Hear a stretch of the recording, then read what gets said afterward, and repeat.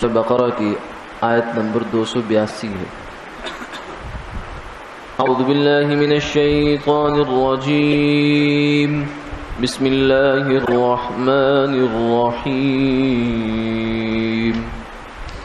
واستشهدوا شهيدين من رجالكم فإن لم يكونا رجلين فرجل وامرأتان ممن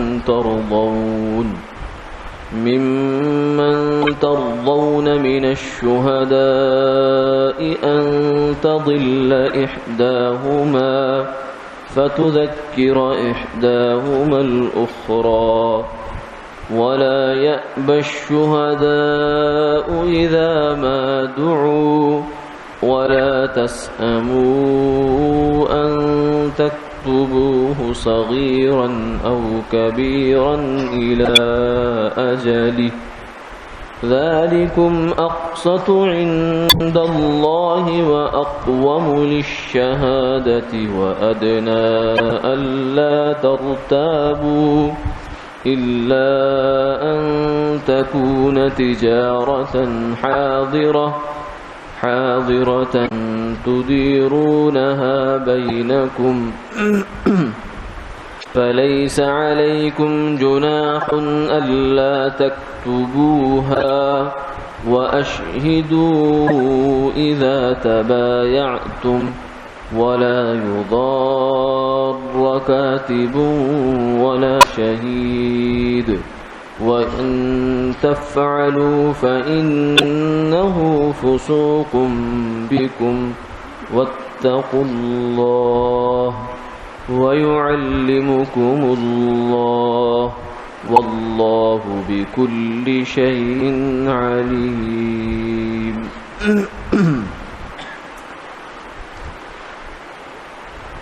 اور اے ایمان والو، اپنے مردوں میں سے 2 آدمیوں کو گواہ بنا لیا کرو۔ اگر 2 مرد میسر نہ ہوں تو 1 مرد اور 2 عورتیں جن گواہوں کو تم پسند کرتے ہو۔ ایسا نہ ہو کہ ایک عورت بھول جائے تو دوسری اس کو یاد دلا دے، اور گواہ بھی جب بلائے جائیں تو آنے سے انکار نہ کریں، اور تم بار بار کے لکھنے سے اکتایا مت کرو، خواہ وہ معاملہ چھوٹا ہو یا بڑا ہو۔ اس کی میعاد تک یہ لکھ لینا انصاف کا زیادہ قائم رکھنے والا ہے اللہ کے نزدیک، اور شہادت کا زیادہ درست رکھنے والا ہے، اور زیادہ مستحق ہے اس بات کا کہ تم معاملے کے متعلق کسی شبہ میں نہ پڑو۔ ہاں، الا یہ کہ کوئی سودا دست بدست ہو جس کو باہم لیتے دیتے ہو تو اس کے نہ لکھنے میں تم پر کوئی الزام نہیں، کوئی حرج نہیں۔ اور اتنا اس میں ضرور کیا کرو کہ خرید و فروخت وقت گواہ کر لیا کرو، اور کسی کاتب کو تکلیف نہ دی جائے، نہ کسی گواہ کو، اور اگر تم ایسا کرو گے تو تم کو اس میں گناہ ہوگا، اور خدا سے ڈرو، اور اللہ تعالیٰ کا تم پر احسان ہے کہ تمہیں تعلیم فرماتے ہیں، اور اللہ سب چیزوں کے جاننے والے ہیں۔ گزشتہ درس میں یہ بات سامنے آئی تھی کہ اللہ رب العزت نے اس آیت مبارکہ کے اندر انسانوں کو معاملات مالی معاملات جو آپس میں کرتے ہیں ان کی ایک جو چور دروازہ ہے نزاع کا، جھگڑے کا، آپس میں دست و گریباں ہونے کا، اس کو بند کیا ہے۔ یعنی جس چور دروازے سے شیطان داخل ہو سکتا ہے، چور دروازہ اس دروازے کو کہتے ہیں جو نظر نہیں آتا اور آدمی اس سے غافل ہو جاتا ہے، شیطان وہاں سے داخل ہو جاتا ہے اور داخل ہو کر پھر اپنا ساری کارروائی کرتا ہے۔ تو مالی معاملہ جو بھی ہے، چاہے وہ رشتہ دار کے ساتھ ہے، قریبی عزیز کے ساتھ ہے، اس معاملے کو بہت واضح ہونا چاہیے۔ اس کا واضح نہ ہونا یہ چور دروازہ ہوتا ہے شیطان کے داخل ہونے کا، اور بالخصوص یہ وہاں رہ جاتا ہے جہاں آدمی کو اعتماد ہوتا ہے اور لحاظ ہوتا ہے، مروت ہوتی ہے، شرم ہوتی ہے، اور شیطان دلاتا ہے شرم۔ ویسے نہیں ہوتی، لیکن اس موقع پر وہ آ کر کہتا ہے کہ چھوڑ میاں، کیا اتنی بات کے پیچھے پڑے ہو، اپنے ہی تو ہے، کوئی بات نہیں، اعتماد ہے۔ لیکن کل کو جب معاملہ خراب ہوتا ہے تو وہ اپنے کو پرایا کر دیتا ہے۔ حقیقت یہ معاملے کی ایک پیسے کی اور مالیات کے معاملے کی فطری بات ہے کہ آدمی بعد میں پھر پچھتاتا بھی ہے، لڑ بھی ہے، جھگڑتا بھی ہے۔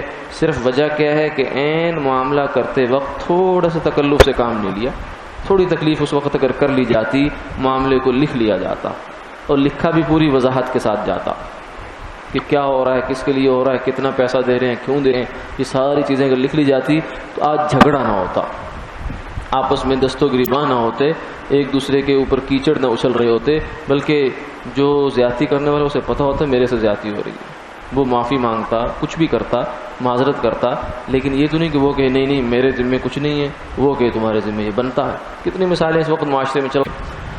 تو فرمایا کہ اس طرح کے معاملات کو کرو، بالخصوص جتنا معاملہ قریبی رشتہ دار کے ساتھ ہوتا ہے، قریبی تعلق میں ہوتا ہے، اتنا زیادہ احتیاط کی ضرورت ہے۔ اصول یہ ذہن میں رکھا جائے، کیونکہ یہی زیادہ چور دروازہ بنتا، بھائی بھائی کے ساتھ، بھائی بہن کے ساتھ، باپ بیٹے کے ساتھ، بیٹا باپ کے ساتھ، یہ قریبی، اس سے قریبی کون سے رشتے ہیں؟ لیکن یہاں بھی معاملے صاف نہ ہونے کی وجہ سے معاملہ خراب ہوتا کہ شروع میں کوئی آپس میں طے نہیں کی جاتی اور اندھا دھند کاروائی چل رہی ہے، بعد میں جا کر وہ اس نے اپنے ذہن میں کچھ خاکہ بنایا اور اس نے کچھ بنایا ہوا۔ کل ہم نے مثال عرض کی تھی کہ جیسے والد کے کاروبار میں بیٹے شریک جاتے ہیں آ کر، اور کچھ طے نہیں ہوتا کہ کس حیثیت میں شریک ہو رہے ہیں، پارٹنر بن کے آ رہے ہیں، ملازم بن کے آ رہے ہیں، یا خیر سالی کے جذبے سے آ رہے ہیں، والد کا ہاتھ بٹانے آ رہے ہیں، کیا کرنے آ رہے ہیں۔ وہ سمجھ رہے ہوتے ہیں ہم شیئر ہولڈر ہیں، اور والد سمجھ رہا ہوتا ہے کہ یہ تو میں نے تو ان کو جیب خرچ دیتا تھا، بس اللہ خیر صلی اللہ۔ تو یہاں جھگڑے باپ بیٹے کے جھگڑے ہو جاتے ہیں، بھائی بھائی کے ہو جاتے ہیں۔ تو یہ وجہ کیا ہوتی ہے کہ معاملے کی حیثیت کو واضح نہیں کیا جاتا، کلیئر نہیں کیا جاتا۔ تو آج اسی کے سلسلے کی آگے آیات فرمائی کہ جب بھی تم کو معاملہ کرو، ایک تو لکھا کرو، دوسرا یہ ہے کہ 2 گواہ بنا لیا کرو۔ یہ بھی ضروری ہے کہ بالخصوص آج کل کے ماحول میں ان گواہوں کے نیچے سائن اور دستخط یہ وہ وغیرہ ضروری ہوتے ہیں، کروائے جائیں۔ لیکن یہ گواہ وہی ہونے چاہیے جو واقعی گواہ ہوں۔ گواہ وہ ہوتا ہے جس نے معاملہ ہوتا وہ اپنے آنکھوں سے دیکھا ہو یا کان سے سنا ہو۔ جو اگر سننے کا معاملہ تو سنا ہو، دیکھنے کا تو دیکھا ہو، ہوائی گواہ نہیں چلتا۔ تو شہید اسی کو کہتے ہیں جو شہادت کا مطلب ہے حاضر ہونا، گواہی دینا اور دیکھنا، آنکھوں سے دیکھنا، تو گواہ تو وہی ہوگا۔ تو فرمایا کہ 2 گواہ بنا لو، اور مرد، اول تو مرد ہونے چاہیے، اگر مرد نہیں ہے تو پھر 2 عورتیں اور 1 مرد۔ کیوں؟ اس لیے کہ مرد کے برابر 2 عورتوں کی گواہی ہے۔ اللہ تعالیٰ نے جو نظام فطرت بنایا ہے، تخلیق کیا ہے، تو اس نظام کے اندر اللہ نے مرد کو عورت سے فوقیت دی ہے، میراث میں بھی دی ہے اور بہت سارے احکامات میں بھی دی ہے۔ عورت جو ہے وہ نصف درجہ رکھتی ہے، مرد کو پورا ہے، یا یوں کہہ لیں مرد کا 2 گنا ہے، عورت کا 1 گنا ہے۔ اور یہ ایک واضح طے شدہ حقیقت ہے جو فطرت کے عین مطابق ہے۔ اللہ تعالیٰ نے جو احکامات دیے ہیں بالکل فطرت کے عین مطابق ہیں کہ مرد عورت جو ہیں وہ آپس میں مساوی نہیں ہیں، برابر نہیں ہیں۔ تو یہ جو اس وقت ہمارے ہاں اور کچھ دہائیوں سے، کچھ عشروں سے ایک تحریک چل رہی ہے دنیا میں، کہیں کھلے کھلے کہیں خاموش انداز میں، مساوات مرد و زن، کہ عورت مرد کے برابر ہے، عورت مرد کے شانہ بشانہ ہے، قومی ترقی میں، ملکی ترقی میں، تعلیمی کاموں میں، صحت کے کاموں میں، فلاں کاموں میں، ملازمتوں میں عورت مرد کے شانہ بشانہ ہے۔ یہ بالکل خلاف فطرت ہے، یہ شیطان کی تحریک ہے۔ فَلَيُغَيِّرُنَّ خَلْقَ اللَّهِ، اس نے اللہ سے یہ وعدہ کیا تھا، چیلنج کیا تھا کہ میں ان کو بہکاؤں گا اور یہ اللہ کی تخلیق میں تغییر کریں گے، تبدیل کریں گے اس کو۔ اللہ کی تخلیق یہ ہے کہ اس نے عورت کو کا ڈیزائن اس طریقے سے کیا ہے کہ وہ مرد کے برابر نہیں ہو سکتی، لیکن یہ لوگ کہتے ہیں نہیں مرد کے برابر ہے، یعنی گویا کہ مرد کی جگہ پر عورت کو لایا جائے۔ نظام اللہ نے اس طریقے سے چلایا کہ عورت کے ذمے کچھ ذمہ داریاں ہیں، گھر کی ہیں، تربیت ہے بچوں کی، مرد کے ذمے باہر کی ذمہ داریاں ہیں، انتظامی کام ہے۔ اب اگر بھائی سوال یہ ہے، بالکل غیر معقول بات ہے، سوال یہ کہ اگر عورت مرد کی جگہ آئے گی تو مرد کہاں چلا جائے گا؟ پھر پلٹا دیں گے۔ چکی کے 2 پارٹ ہیں، نیچے کا پارٹ، اوپر کا پارٹ۔ اگر نیچے کے پارٹ کو آپ اوپر کر دیتے تو اوپر والے کو کہاں لے جائیں گے؟ اس کو بھی نیچے لے آئیں گے۔ یعنی جو ذمہ داریاں معاشرے میں ایک عورت کی ہوتی، اگر آپ اس کو وہاں سے اٹھا کر مرد کی ذمہ داریوں میں داخل کر دیں گے ویسے معاشی اصول کے اعتبار سے بھی بہت نقصان دہ چیز ہے. ماہرین معاشیات یہ کہتے ہیں کہ عورت کا معاشی جد و جہد میں شریک ہونا یہ معاشیات کے لیے بھی نقصان دہ ہوتا. کئی اس کی وجوہات ہیں، لیکن بہرحال اگر آپ اس کی ذمہ داریوں کو اٹھا کر وہاں لے آئیں گے تو مرد کہاں چلا جائے گا؟ کہ وہ گھر میں چلا جائے گا؟ وہ عورت بن جائے گا. تو پھر نتیجہ کیا نکلا؟ مرد کو عورت بنا دیا، عورت کو مرد بنا دیا، تو اتنی ساری قد و کاوش کا حاصل کیا ہوا؟ تو یہ بالکل خلاف فطرت، خلاف عقل، خلاف شریعت یہ تحریک ہے. ہمارے یہاں بھی ہے، ہمارے حکومتی اہلکار جو ہیں وہ بھی جو ہے ان خوشنما نعروں سے متاثر ہو جاتے ہیں اور وہ اس چیز کو ایک اپنا ویژن بنا لیتے ہیں کہ ہاں یہ ہونا چاہیے ہر صورت میں. اس کو پھر لے کر چلتے ہیں، پھر آگے نتیجے جو نکل رہے ہیں اللہ حفاظت فرمائے. اختلاط کی صورت میں عورت مرد کا اختلاط بڑھ رہا ہے، اس کے نتیجے میں زنا بڑھ رہا ہے، تعلقات غیر جو اسلامی غیر شرعی تعلقات ہیں وہ بڑھ رہے ہیں، حرام کے بچوں کی کثرت ہو رہی ہے معاشرے میں، اور گھر جو ہے اجڑ رہے ہیں، طلاقوں کی شرح بڑھ رہی ہے. تو جو کچھ ہو رہا ہے وہ تو خیر ہو رہا ہے، لیکن یہ سب خلاف فطرت کام ہے. تو فطرت کا اصول یہ ہے، شریعت کا اصول یہ ہے کہ عورت مرد کے برابر نہیں ہے، یہ طے شدہ بات ہے. اب اس کو برابر کرنے کی کوشش کرنا، اور کچھ لوگ جو ہیں وہ تعویلیں بھی شروع کرتے ہیں قرآن پاک میں کہ یہ تو اس زمانے کی بات ہے جب عورت ایجوکیٹڈ نہیں ہوتی تھی اور وہ گھریلو خاتون ہوتی تھی، اب تو عورت بہت پڑھ لکھ گئی ہے. لیکن پڑھنے لکھنے کے باوجود بھی جاننے والے جانتے ہیں کہ اس وقت بھی حقیقت حال کیا ہے، عورت کا اسٹیٹس کیا ہے. بات تو سیاسی ہے لیکن بہرحال چلو موقع کی ہے.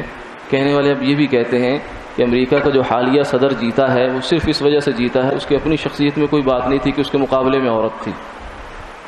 اگر اس کے مقابلے میں کوئی مرد ہوتا تو وہ نہ جیت پاتا، کیونکہ وہ معاشرے خود یہ سمجھتے ہیں کہ عورت اس بات کی اہل نہیں ہے کہ اس کو ہم اتنی بڑی ذمہ داری دیں، اور ہمارے یہاں ٹھونس دیتے ہیں، بنا کے ان کو لاتے ہیں تاکہ ان کا بگاڑ ہو جائے. معاشرہ جو ہے اسلامی، دینی، تہذیبی ہر اعتبار سے یہ کھائیوں میں گرتے چلے جائیں. خیر، تو فرمایا کہ اگر مرد جو ہے وہ گواہ دو میسر نہیں تو ایک مرد اور دو عورتیں یہ گواہ ہو سکتی ہیں. ممن ترضون من الشہداء، گواہوں میں پھر یہ البتہ یہ دیکھنا ضروری ہے کہ گواہ جو ہیں وہ کیسے ہونے چاہیے، وہ سچے ہونے چاہیے، وہ عادل ہونے چاہیے، وہ انصاف پرست ہونے چاہیے، ان میں مفاد پرست نہیں ہونے چاہیے اور جھوٹے نہیں ہونے چاہیے. اور عورت کے بارے میں پھر یہ فرمایا کہ عورت کی فطرت میں عام طور سے یہ ہوتا ہے کہ اہم چیزوں کو نظر انداز کر دیتی ہے اور غیر اہم چیزوں کو یاد رکھ لیتی ہے. تو یہ دو مل کر امر واقعہ جو ہے اس کو لے لیں گی. اچھا، یہیں یہ بات بھی ذہن میں رکھیں کہ عام طور سے کہا جاتا ہے کہ عورتیں بڑی ذہین ہیں، پڑھائی میں بہت آگے جاتی ہیں، پوزیشنیں لیتی ہیں. تو یہ بھی ایک غلط فہمی ہے کہ پڑھائی میں ذہین ہونا یہ اس کا بنیاد ہوتی ہے قوت حافظہ پر، یاد رکھنے کی، اور جو عقل ہوتی ہے وہ عورت میں مرد سے کم ہوتی ہے. عقل ہوتی ہے کسی سچویشن کو سامنے رکھ کر فیصلہ کرنا، صحیح فیصلے تک پہنچنا، معتدل فیصلے تک پہنچنا، پورے اس کے پس منظر، پیش منظر، نتائج اور سب چیزوں کو سامنے رکھ کر، ایک پوری پکچر کو سامنے رکھ کر ایک نتیجے تک پہنچنا. یہ صلاحیت عورت میں زیادہ نہیں ہوتی، یہ مرد میں اللہ تعالیٰ نے رکھی ہے.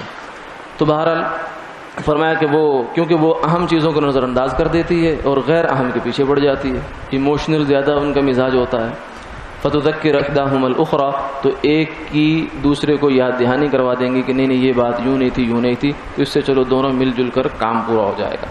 آگے فرمایا کہ جب کسی معاملے میں گواہ بنا لیا جائے اور وقت آ جائے گواہی دینے کا تو پھر انکار نہ کیا کرو، کیونکہ جب تم گواہ بن گئے تو آپ کی گواہی کے ساتھ ایک مسلمان کے مال کا یا جان کا یا کوئی بھی حق وابستہ ہو گیا. اب آپ کو پیچھے ہٹنا بلا عذر شرعی یہ درست نہیں ہے، یہ گناہ کی بات ہے. ولا تکتموا الشہادہ، فرمایا گواہی چھپاؤ نہیں. ومن یکتبها فإنه آثم قلبہ، جو گواہی چھپاتا ہے اس کا دل گناہگار ہے، وہ ایک گناہ کا ارتکاب کرتا ہے. اور ساتھ ہی آگے پھر دوبارہ اسی بات کو دہرا دیا کہ چھوٹا معاملہ ہو یا بڑا معاملہ ہو لکھنے سے اکتایا نہ کرو. بعض دفعہ آدمی لکھ کے اکتاتا ہے، پر میں نہیں، تھوڑی اس کو کسی بھی انداز سے کسی نہ کسی طرح اس کو ایک ثبوت اور پروف کے درجے میں لے آیا کرو. الی اجلی، اس کا اجل ہے تو بھی طے کر لو، جو کچھ بھی اس کی تفصیلات ضروری ہیں تفصیل کر لو. آگے فرمایا کہ یہ لکھنا اور گواہ بنانا یہ تمہیں 3 فائدے دے گا. ایک فائدہ یہ ہوگا اقسط عند اللہ، اللہ کے ہاں یہ انصاف والی بات ہے. یعنی اللہ کا جو حکم ہے کہ انسانوں تم جھگڑا نہ کرو، ایسے معاملات الجھایا نہ کرو، یہ ایک تو اس کے عین مطابق ہے. اللہ کا حکم مانیں گے اللہ خوش ہو جائیں گے، اور دوسرا یہ وَأَقْوَمُ لِلشَّهَادَةِ کہ اس سے گواہ کو گواہی دینے میں سہولت رہے گی، ورنہ مبہم معاملے پر گواہ جو ہے وہ خود پریشان ہو جاتا ہے، بعض دفعہ پتہ نہیں کیا ہوا تھا کیا نہیں ہوا تھا، سنا تو میں نے تھا لیکن پتہ نہیں تفصیلات یاد نہیں ہیں، اگر لکھی پڑی بات ہوگی اس کے اوپر سائن ہوں گے تو پتہ ہوگا بھائی یہ بات ہوئی ہے، اور اسے دیکھ کر آدمی گواہی دے لیتا ہے۔ اور تیسری چیز جو فرمایا جو میں عرض کر رہا تھا وَأَدْنَىٰ أَلَّا تَرْتَابُوا کہ یہ زیادہ انصاف کے قریب ہے، اس بات کے قریب ہے کہ تم کسی شک شبے سے بچا کرو گے، بدگمانی سے بچو گے، بد زبانی سے بچو گے، آپس میں دست و گریباں ہونے اور جھگڑوں سے بچو گے جب اس حکم پر، اللہ کے اس حکم پر عمل کر لو گے۔ ہاں پھر آگے ساتھ یہ بھی فرما دیا کہ اگر کوئی معاملہ بہت چھوٹا ہے، 10 12 15 روپے کی چیز لینی ہے، یا کھاتا دکاندار کے ساتھ ہے بس وہ لکھ لیا کرتا ہے، یہ ہے کہ نہیں بھی لکھتا لیکن تھوڑا بہت معمول کا معاملہ، معمولی چیزوں سے کہتے ہیں کہ جو اگر کل کو آپ کو کچھ برڈن پڑ بھی جائے تو آدمی پر اتنا بوجھ نہیں ہوتا، اگر معمولی معاملہ ہے تو اس کو نہ بھی لکھو تو فرمایا حرج نہیں ہے، ہم اتنا زیادہ بھی تمہیں پابند نہیں کرتے۔ وَأَشْهِدُوا إِذَا تَبَايَعْتُمْ فرمایا کہ جب بھی پھر معاملہ کرو لین دین کا آپس میں تو گواہ ضرور بنا لیا کرو۔ وَلَا يُضَارَّ كَاتِبٌ وَلَا شَهِيدٌ فرمایا کہ پھر اس کے بعد بعض دفعہ ایسا بھی ہوگا کہ تمہیں کتابت کی اہمیت تو معلوم ہو گئی، لیکن اب ایک بندہ ایسا ہے اس بیچارے کا پیشہ یہ ہے کہ لکھتا ہے، معاملات کے دستاویزات بناتا ہے، وثیقہ نویس ہے، اور تو اب تم اس کو کہو بھائی یہ لکھ دو مجھے، تو اب اس کو کچھ دو بھی نہ۔ اس کا ایک ایسا آدمی ہے کہ وہ لکھ سکتا ہے، لکھ لیتا ہے، لیکن اس کی گزر اوقات اس پر نہیں ہے، اس کے معاش کا سیٹ اپ الگ ہے، تو اس کو تو چاہیے کہ یہ نیکی سمجھ کر یہ کام کرے، کسی کے ساتھ تعاون سمجھ کر یہ کام کرے۔ کبھی کبھار اس کو اگر کرنا پڑ گیا ہے کیونکہ ایک مسلمان بھائی کے ساتھ یہ ہمدردی ہے، تعاون ہے، اور اسے نیکی سمجھ کر ہی کرنا چاہیے۔ کمائی ہر چیز سے سوچنا یہ بھی اچھی سوچ نہیں ہوتی۔ آج کل کے انسان کا ایک یہ بھی مسئلہ ہو گیا ہے کہ اس کا ذہن اس طریقے سے بنا دیا گیا ہے کہ ہر چیز سے کمانے کا پہلو نکالو، ایک آنے کا بھی کہیں سے فائدہ ہو سکتا ہے تو جائے کیوں، جیب میں آنا چاہیے پیسہ۔ یہ جو پیسہ زیادہ کرنے کی دوڑ لگی ہوئی ہے اس کے اندر یہ ذہنیت بھی شامل ہو گئی ہے۔ اگر ڈاکٹر جو ہے اس کو کہیں کسی گھر میں نسخہ لکھ کر دینا پڑ جائے تو اس کو دل میں ہوتی ہے کہ اگر میں کلینک پر یہ آتا تو میں اسے اتنے لیتا۔ وکیل کو اگر مشورہ دینا پڑ جائے کہ ان باتوں میں تو وہ بھی اس کو بعد میں ہوتی ہے کہ یہ میں نے کیا کر دیا۔ تو یہ ایک ذہنیت ہے، یہ بھی اچھی نہیں ہے۔ کچھ کام اللہ کے لیے بھی کرنے چاہیے، آخرت کے لیے بھی کرنے چاہیے، اسی میں سے یہ بھی ہے۔ ہاں اگر کوئی بندہ ایسا ہے کہ جس کے بیچارے گزر اوقات اس پر ہے تو اس میں فرمایا کہ تم بھی زیادتی نہ کیا کرو۔ اپنا رشتہ دار ہے، اپنا عزیز ہے، وہ وثیقہ نویس ہے، لکھتا ہے یا اس کی یہ ذمہ داری ہے، تو اب آپ جا کر مفت میں لکھوا کر لیں اور یار ایک کاغذ ہی دے گا، بھائی اس بیچارے کی اس پر گزر اوقات ہے، تم کیوں اس کو تکلیف دیتے ہو؟ لا یضار کاتب، کاتب کو تکلیف نہ دی جائے، ولا شہید اور نہ ہی گواہ کو، یعنی گواہ ایک ایسا ہے کہ اس بیچارے کو وہ دور سے چل کر آنا پڑتا ہے آپ کے پاس عدالت میں، تو آپ کہتے ہو ٹھیک ہے بھائی نیکی کا کام ہے، اپنا کرایہ لگایا کرو، اپنا وقت خرچ کیا کرو، آیا کرو میرے پاس، تو یہ بھی نقصان کی بات ہے، یہ اس کے ساتھ زیادتی ہے۔ تو کاتب کے ساتھ اور گواہ کے ساتھ بھی فرمایا زیادتی نہیں ہونی چاہیے۔ شریعت مطہرہ اللہ تعالیٰ کی رحمت کی چھتری ہے، ہر ایک کے ساتھ ایسے ایسے بالکل جو ہے ناپ تول کر اللہ تعالیٰ نے انصاف کا معاملہ کیا۔ وَإِن تَفْعَلُوا فَإِنَّهُ فُسُوقٌ بِكُمْ فرمایا اگر یہ زیادتیاں تم کرو گے تو تم گناہ گار ہو، یعنی ایک جانب سے تم لکھنے کی اہمیت دل میں آگے لکھوانا چاہیے، ہر چیز لکھوا رہے ہیں، لیکن دوسری جانب اس کو نیکی کی مار لگا رہے ہیں، یہ بھی صحیح نہیں ہے۔ یہ تم نیکی کرتے کرتے اس کو گناہ گار بھی کرتے ہو اور خود بھی گناہ گار رہے ہو۔ واتقوا اللہ، اللہ سے ڈرا کرو، ویعلمکم اللہ، جب اللہ سے ڈر کر معاملات کرو گے تو اس آیت میں ایک بڑی بات ہے، اللہ تمہیں سجھائیں گے۔ جب انسان تقوی کو سامنے رکھتا ہے، اللہ کے خوف کو، تو اللہ تعالیٰ اس کو بہت سارے جو بڑی بڑی خطائیں اور بلنڈرز ہیں ان سے بچا لیتے ہیں۔ ویعلمکم اللہ، اللہ اس کو اچھی رائیں سجھا دیتے ہیں۔ واللہ بکل شیء علیم، اللہ تعالیٰ ہر چیز کو جاننے والے ہیں۔ وآخر دعوانا الحمدللہ رب العالمین۔